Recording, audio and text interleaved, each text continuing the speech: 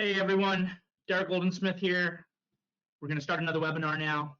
So first thing you need to know is that I am an associated member of T3 Trading Group, which is an SEC registered broker-dealer and member of SIPC. So also just a quick position disclosure. These are the positions that I am currently in my professional trading account with T3 as we're having this conversation today. Today, we are talking about how to allocate $1 million in capital. So it doesn't necessarily have to be $1 million, but basically access to capital, larger amounts of capital that you may not be used to trading with, personally on your own if you have like a cash retail account or something like that. And once again, I am Derrick Oldensmith. I am the senior trader and registered principal for T3 Trading Group.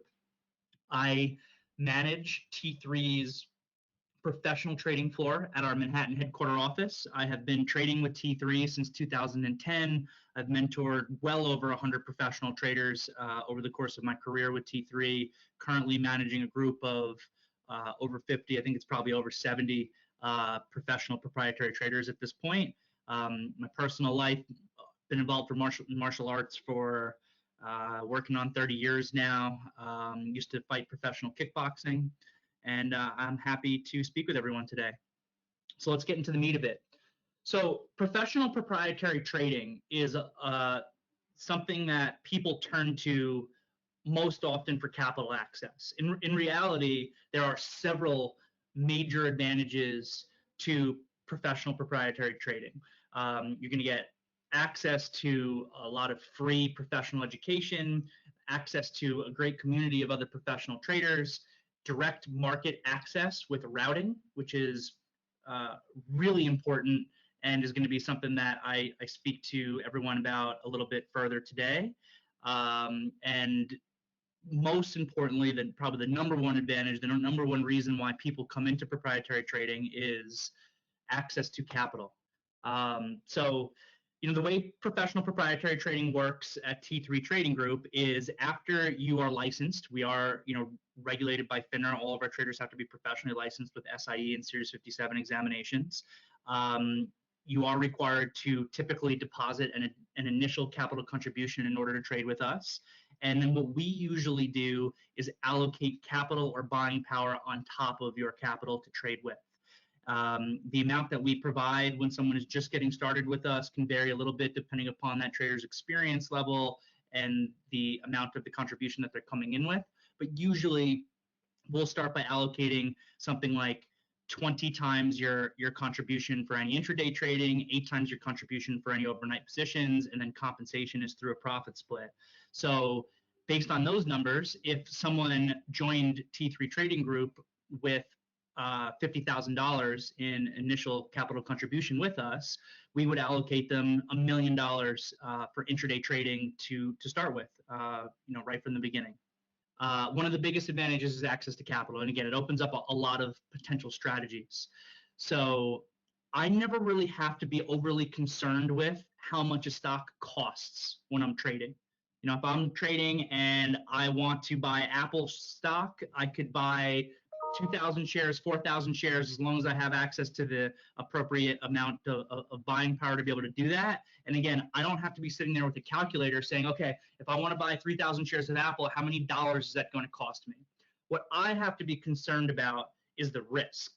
If I purchased 4,000 shares of Apple and that position goes against me, how much do I stand to lose? So you have to be, the whole mental dynamic starts to change with access to capital like that. And there's a lot of advantages to it. It can really size you up in A-plus trades, or if you have a really strong, consistently profitable strategy. If you're consistently profitable in trading, it's really all about scale at that point.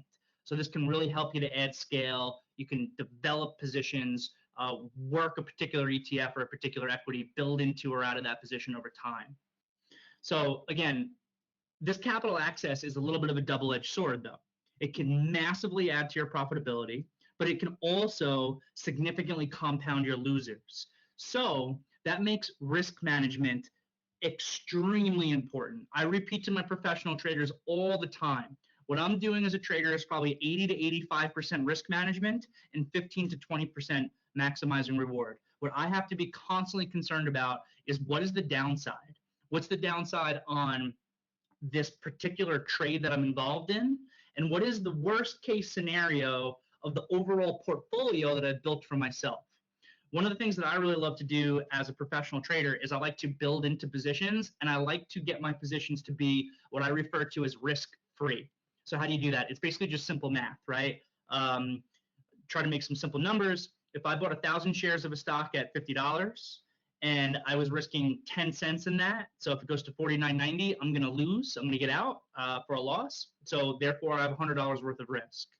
If that trade then goes 10 cents into my favor, and I sell 50% of that position, 500 shares, my other 500 shares, if I now give it back to my original out, the risk is basically covered on it, right? My worst case scenario becomes that I will lose nothing on the trade. So it's just math. So what I'm trying to do with a lot of my positions as I build into things is I really try to get that, what I call, risk-free stock. Obviously, there's no such thing as risk-free. Anything can happen. The stock could get halted, and especially if you keep positions overnight, which I do very regularly, there's always news risk of the position gapping against you. But I try to build into what I refer to as this risk-covered stock, and then build into a portfolio. So as we saw in the beginning when I was displaying my disclosures, I have something like 18 or so positions on right now. And what I need to be concerned about is not just I definitely have to be concerned if I put a new trade on, what that risk is on that trade, but I also have to be concerned about the worst case scenario of that overall portfolio. But if I'm allocating capital into the market in the way that I just described, and I'm working on trying to cover my risk in my trades, I can build into a whole portfolio. But I still have to be computing the math on, if this portfolio were to go against me, how much do I stand to lose? So, again, just going back to my own portfolio right now, because I can speak to that best, I have a bunch of long positions on, but one of those long positions is in the SPXU, which is the 3 times bear ETF. So that's really a hedge in a lot of ways. Most likely, if the whole market declines, I'm going to be giving back some profit in my positions in Microsoft and Alibaba and Apple, but I have that SPXU on as well.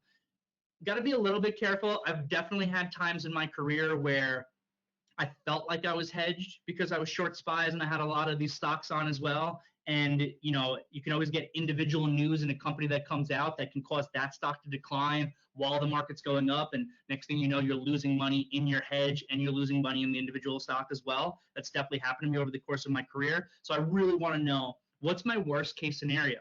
What's the probability of that worst case scenario happening? If I am hedged in the market, well, maybe I'm not hedged at all, so I definitely need to know that number. And if I am hedged, I still want to know, well, if my hedge goes against me and my positions go against me at the same time, even if that's very low probability, I still need to know what I'm risking on that low probability. So again, risk management, without a doubt, the key to the business. If you can manage risk well, access to capital, building into a portfolio, $1 million portfolio, can provide a ton of opportunity. So how do I come up with my ideas? How do I come up with, when I want to build into this portfolio, what am I looking at? So I do both what I refer to as qualitative fundamental research and technical research behind what I do.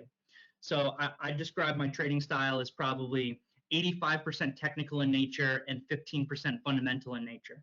What I'm not doing is looking at balance sheets. What I'm not doing is cash flow analysis that might be taught in an undergraduate finance class. What I care about is what I refer to as the qualitative fundamentals. What's the story? Is this company positioned for growth? What does the management team look like?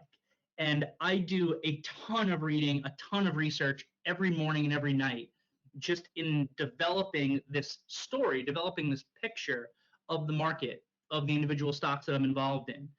For the market, we have this interesting dynamic right now where we have oil went to negative prices. That's not good. We've got a coronavirus that's caused a global economic shutdown. That's not good. But we've got $6+ trillion of stimulus coming from the Federal Reserve and from the financial government. Well, that's obviously bullish. So, what's the give and take behind everything, right? I want to know that story because that can give me what I refer to as a thesis.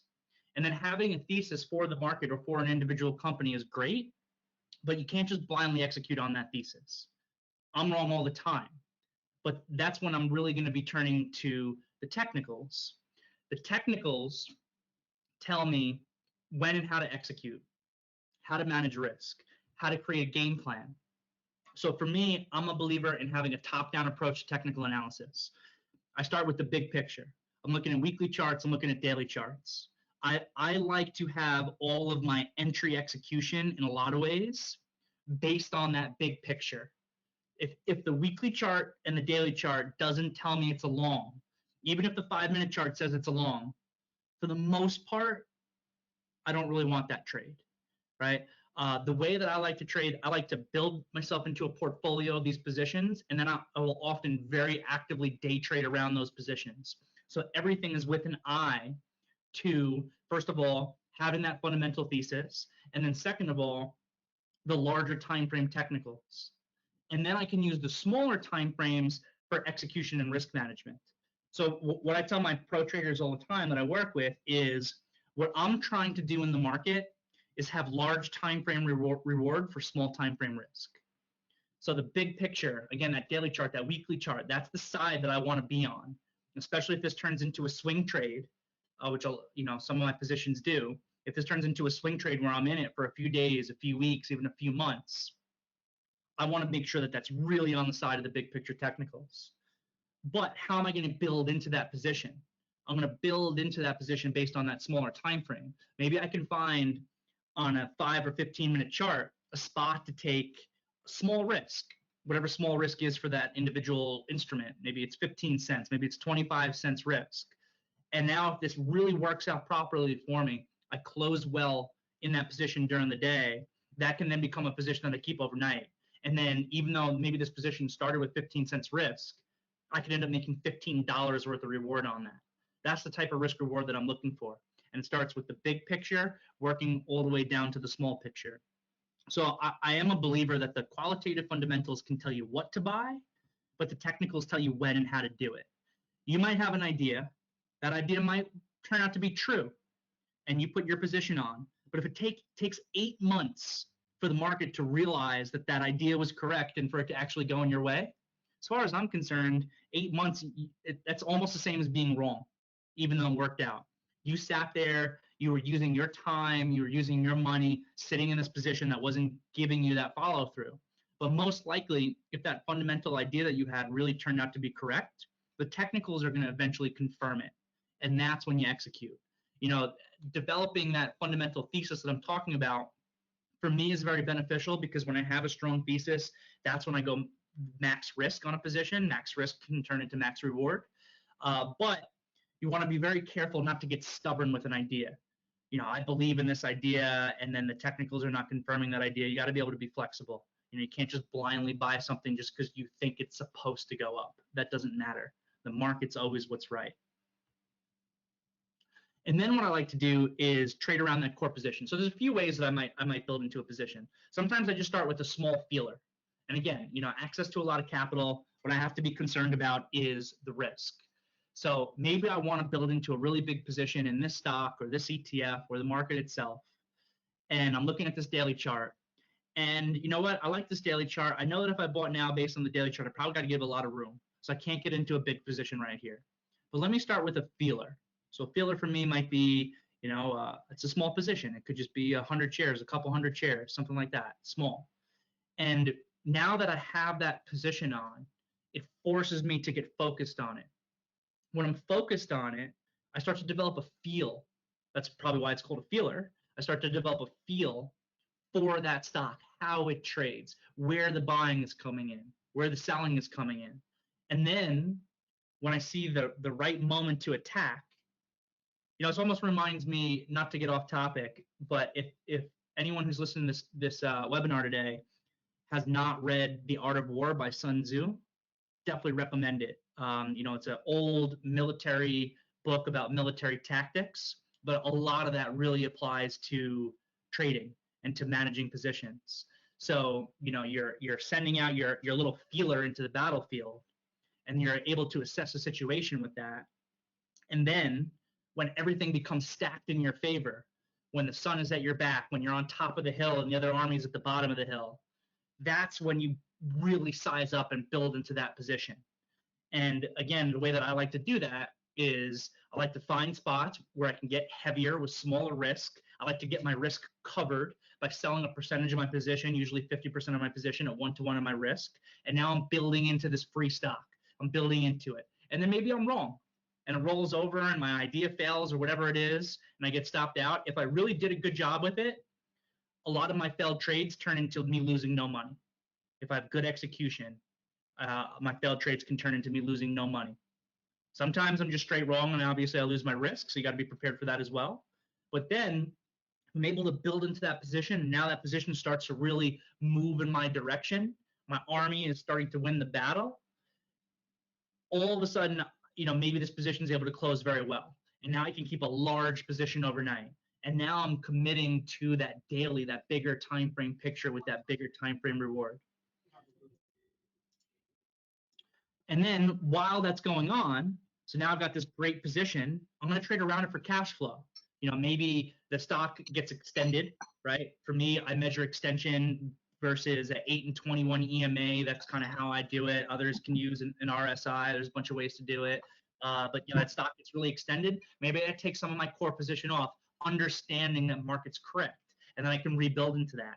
Or while I have this core position, since I have the core position, I'm watching it regularly, I have a good feel for the stock, I can put on day trades for cash flow. I'm expecting momentum right off the open because there's a breakaway gap in this thing that I've already built this position on. So I'm adding a big off the open day trade here. And that can just, again, create cash flow for me. And I develop this feel for the stock while the bigger picture position is still working in my favor. So this is all with access to that capital, right? So that's one of the prop trader advantages, is that you have access to this capital. And I should mention, by the way, if anyone is interested in becoming a professional trader and joining my group and joining T3 Trading Group, we are bringing people on. You can work with me directly. So at this point now, we were talking about building into one individual position. You do that with multiple positions at the same time, and you covered your risk as best as you can, and you're managing yourself in the market. Then maybe you become the technicals in the market have you a little bit nervous, but you still like your position. So then maybe you build in some hedging trades, and then now you've built yourself a portfolio. Next thing you know, maybe you've got 10, 15, 20 stocks. And now you need to manage that portfolio. And again, you need to know the worst case scenario. You really need to know the risk of that situation. One of the other really big advantages of being a professional trader, professional prop trader with T3, and this advantage is actually also available to our retail traders as well. T3 Trading Group has retail accounts. Same thing. I'm going to give everyone my email address at the end, so contact me if you have any interest in that. Is direct market access. So routing is understanding routing and learning routing is really important for the active trader, whether you're professional or you're retail. And this is an area that, in my opinion, my experience, a lot of people are pretty ignorant about. A lot of people don't understand how routing works. And I actually teach to my incoming traders. One of my longest classes that I teach is about an hour and a half long, where I'm specifically just talking about an introduction into learning and understanding routing and how you can, minimize your costs, get better, faster fills from the marketplace, understand how the high frequency trading robots actually work in the marketplace. The big thing right now is commission-free trading on the retail brokerage accounts. It's important. I want to build out a whole education campaign so that people understand that there's really no such thing as commission-free trading, in my opinion. The whole thing's a marketing scheme. All they did was take the cost that they used to charge you up front for putting a trade on and internalize them. So they're selling your orders out to high-frequency trading robots. They're, creating their own markets. They can mark up your market orders. They're keeping the rebates on your limit orders. There's an SEC rule. It's called SEC Rule 606 that you can look up for any online broker, where they're required to disclose on their website how they sell your orders and who they sell them to. And now those HFTs are front-running your orders. So if you are an investor and you just put on a couple trades a quarter, I think those free online brokerages are great. But if you are a retail trader and you're trading actively through them, you're day trading through any of those online brokerages that are doing, again, quote unquote free commissions, you're not getting filled properly on your orders. And so having direct market access and understanding how to utilize direct market access, which is a whole another long conversation, is a huge advantage that a professional trader has. So I'm the first to admit, I've been a professional trader for over 10 years. The market is not fair. It's not a fair place, right? The rules that have been built that give HFTs all this access to retail trading orders, the ability to co-locate at the ECNs at the major exchanges so that they can jump ahead of other people's orders just by utilizing speed. They can, react faster than the human eye can blink. It does not create for a fair marketplace, but I can't do anything about that. I can't create a fair market for everyone to be able to trade in. So I need to understand the rules of the game if it's not fair. I need to understand what the advantages are of HFTs, what advantages and disadvantages that I have, so I can try to minimize those disadvantages and maximize those advantages. Already discussed this a little bit. Commission-free trading, again, in my opinion, is really not free. You just, they're just making money in different ways. And with the way that I trade, I very regularly will trade in excess of a million shares a month. 1 million, 1.5 million shares a month on a decent trading month. If I was trading through those online brokerages, not getting fills, not getting my rebates, it probably would add up to thousands of dollars every single month for me, significantly more than a small commission that I actually do pay as a professional trader.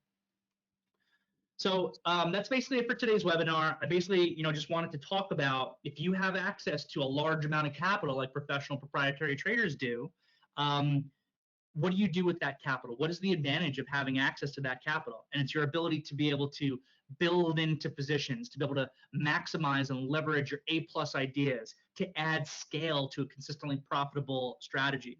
And then we also spoke a little bit today about some of the other advantages of being a professional prop trader. You have access to, a host of free professional education, access to a community of other like-minded professional traders, access to direct market access, is a huge one, direct market order routing. So if anyone wants to learn more or is interested in either T3 Trading Group's professional proprietary trading accounts or their retail trading accounts, which again, I think have a lot of advantages to the other online brokers that are out there, you can shoot me an email. Either myself or a member of my team will get back to you. There is one question here. Is this available for only U.S. residents? Unfortunately, yes. Again, we are regulated by FINRA, so we are unfortunately only able to work with people who are based in the United States who have U.S. work authorization. Another question is, do I have to be licensed? So you do have to be licensed in order to trade on the professional prop side of our business, not obviously on the retail side. And you would be required to take the SIE exam, Security Industry Essentials, and the Series 57. The SIE is a newer test that FINRA created, I don't know, maybe a year and a half ago, something like that. It's easier, it's pretty broad. The Series 57 is definitely more difficult than the SIE is, and it's a lot of rules and regulations that you have to learn. But that is required by FINRA in order to trade professionally, but not to trade again on the retail side of our business. And T3 Trading Group does provide study materials, an STC study program for anyone who is getting started. More about the education. So all of my professional traders get access to a lot of education. Education, training, development is something that I take very seriously. We have a morning meeting every day at 9 a.m. We have an afternoon meeting every day at 4:15 p.m. There's a 1-month training program when my traders first get started. Someone else asked, can I have access to the same training and education even as a retail trader? Yes, you can, but that you would have to purchase through T3 Live. So T3 Live and T3 Trading Group are two separate but affiliated companies. T3 Trading Group is the FINRA registered broker dealer that again has professional proprietary trading and retail trading accounts. T3 Live is like a sister company. They're primarily involved in education and media. So you can purchase, for example, my VTF room, which is called the Pro Desk room, where I broadcast my morning and afternoon meeting each day. And I'm in the process of working on developing my actual training program classes that go to my professional traders as something that can also be purchased for someone who is retail, through T3 Live. So it's going to be available soon as well.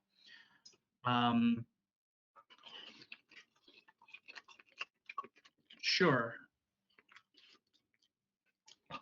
There's another question here that I'm trying to read. There's no customers. So T3 Trading Group is proprietary trading. All the capital is internal. So there's no customers. So we'll be allocating you buying power internally from the firm in order to trade with. Typically, we do ask that incoming traders, when they first get started with us on the professional side, commit a capital contribution to back their initial risk. And what is another question? What is the buying power? So the buying power will vary a little bit based on your experience level and based on the size of your capital contribution. But very generally, we usually will start you out at something like 20 times your capital contribution for day trading and 8 times your capital contribution for overnight positions. So again, someone who came to the company with a $50,000 capital contribution could get allocated $1 million in buying power to be able to work with, which was the name of today's webinar. And then the way that you're compensated, someone else here asked about the profit split. The way that you're compensated is through a profit split. And the profit split's on a monthly basis. And again, that number also will vary a little bit based on your experience level and account size. So that's something that we can speak to individually, if you speak to me directly or if you speak to a member of my team. So if you put your information in here, somebody's going to reach out to you at some point either later today or tomorrow. So it's a monthly profit split, but we keep that profit split, very generous on the side of the trader, especially because they're, contributing some of their own capital to start with. Someone asked about a minimum capital contribution. The minimum capital contribution that the firm is allowed to accept is $5,000. We are generally looking to work with traders a little bit bigger than that, but it's totally up to the individual how much you actually would want to come in with, as long as it's above that minimum. Some people will join T3 Trading Group with contributions as small as the minimum $5,000, and others will join the firm with capital contributions into sometimes even the low millions of dollars. So again, what is the value add? Basically that was the whole purpose of today's webinar, but it's the access to capital, access to direct market access for routing, access to education, access to the community, having all of that. Access to the capital is probably first and foremost. Is it a weekly webinar? Yeah, we've been doing this every week. I've been trying to pick a different topic each week to talk about. Last week I talked about game planning and maximizing reward, my own rules that I follow for that. And we haven't decided what next week's topic is going to be. We'll have another nice little topic for next week. No, my main focus is not only swing trading. I do both. So my shortest positions will be seconds in length. My longest positions will sometimes go out for over a year. So I day trade, I swing trade. I have a quantitative strategy as well that I developed that I implement by hand to the market. It's not HFT, but it's not based on technicals. It's purely based on math. I do have a small swing position in GE right now, which I've been trading around. Is there a lockup on capital contributions? So that is a great question as well. Yes. So the SEC requires us to lock up all capital contributions for 1 year. So capital contribution is your money. You can take it out of the company if you choose to leave. But let's say hypothetically you joined the company and for whatever reason after 6 months you did decide to leave or you needed to leave for whatever reason, you would have to wait an additional 6 months to withdraw the capital contribution. Is my quantitative strat algorithmically run? No, it easily could be, but with the exception of right now when I'm stepping off of, stepping away from my trades for this webinar, I'm in front of the market all day, every day. So for me, I don't know how to code. I would have to pay someone to do that. It's not an HFT strat, so I don't need it to be automated. I just am able to execute it by hand because I'm sitting here in front of the market all day, and that's more cost effective for me. So that's how I choose to do it. Definitely have somewhere in the back of my mind, maybe some years, probably a lot of years. I love trading too much down the road. If I ever wanted to retire, that I could automate it and just continue to have cash flow come in for me. T3 is very well capitalized. We may be, I'm not certain, like one of the best, if not the best, capitalized prop trading company that's out there. Some of that's public information. You're able to see how much we have posted. Someone asked, how do I protect my swing trades from gaps or fast moves against you? That's a great question. So I have rules, like everything else. Trading has to be about rules. So I have a rules-based approach for basically everything that I do. And when it comes to my swing trading, I have some rules built in. So one of my very general rules is I always want to be 1% in the money on the position before I keep that position overnight as one of my swing trades. So if I was 1% in the money on the position at the end of the day, it closes, and maybe the whole market gap's down against me, or that stock has individual news or whatever it is, I have a bit of a cushion there. So, if I held this position overnight and it was against me, and now the market gap's down 2%, I'm in probably a really bad spot. But if I was 1.5% in the money at the end of the day, and now the market's gapping down 2% against me, well, I'm basically just giving back the open profits that I had already made, and in this case, maybe a little bit of extra. So that is an example of one of a few swing trading rules that I have that is designed to specifically protect me from overnight gaps. And if I'm really worried about the market and what I'm in is highly correlated to the market, I could also hedge myself by shorting SPYs or shorting Qs or what have you.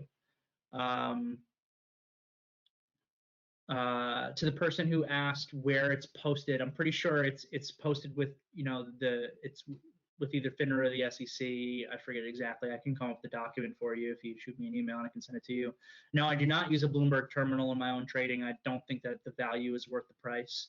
Whatever they charge a few $1,000s a month for, in this day and age, my opinion, almost all news and information is basically publicly disseminated. It's all out there for free. So I wouldn't pay for the Bloomberg. And my trading software provides me a lot of filters and baskets that are valuable to me, direct market access, things like that. So I think that Bloomberg is kind of a way of the past. Someone asked, are monthly profit splits subject to a lockup? No. If you have an account with us and you make $1,000 your first month trading, let's just say that your split is at 90%. Let's just keep the numbers simple. You make $1,000 your first month trading, you're eligible to withdraw a paycheck of 90% of that net profit number, which in this case would be $900. The other 10% or $100 in this case goes to the firm. I do not trade options. T3 has options trading access. I personally don't trade options. I've never traded an option contract in my entire life. Most of the people I speak with who trade options, they do so on a retail basis because of the natural leverage that the product provides. I don't need access to that leverage because being a professional proprietary trader with T3, especially because I've been with T3 for a long time, I've developed a relationship with them. They'll basically give me access to as much capital as I want. So my viewpoint on options has always been, why do I want to trade something that is a less liquid market and be subject to time decay just for access to additional capital or additional leverage when I basically have access to all the capital and leverage that I could possibly want already to begin with. That's not to say there's no value in options at all. There is. A lot of our traders implement options trading or options in addition to their equity. They can use it for hedging, or certain people will use it for very specific strategies. But again, most of the people that I speak with on the retail side, they're basically just using they're using options for basically the natural leverage within the product. And for me, it's just not necessary to do that. It's not necessary to deal with time decay and everything else. The firm will only take interest on overnight positions. So you don't pay any interest on any intraday allocation of capital, but you will pay interest over and above your capital contribution on any capital that you keep out overnight. Okay. Looks like we banged through a lot of the questions that people asked. So appreciate everyone joining me for the webinar today. I hope everyone was able to learn some things, develop some interest in what we're doing over here. Again, if you're interested in becoming a professional trader with the firm, feel free to email me directly, and either myself directly or a member of my team will reach out to you to provide you information and answer your questions. And that's going to conclude our webinar today. So again, thanks for your time. Happy trading.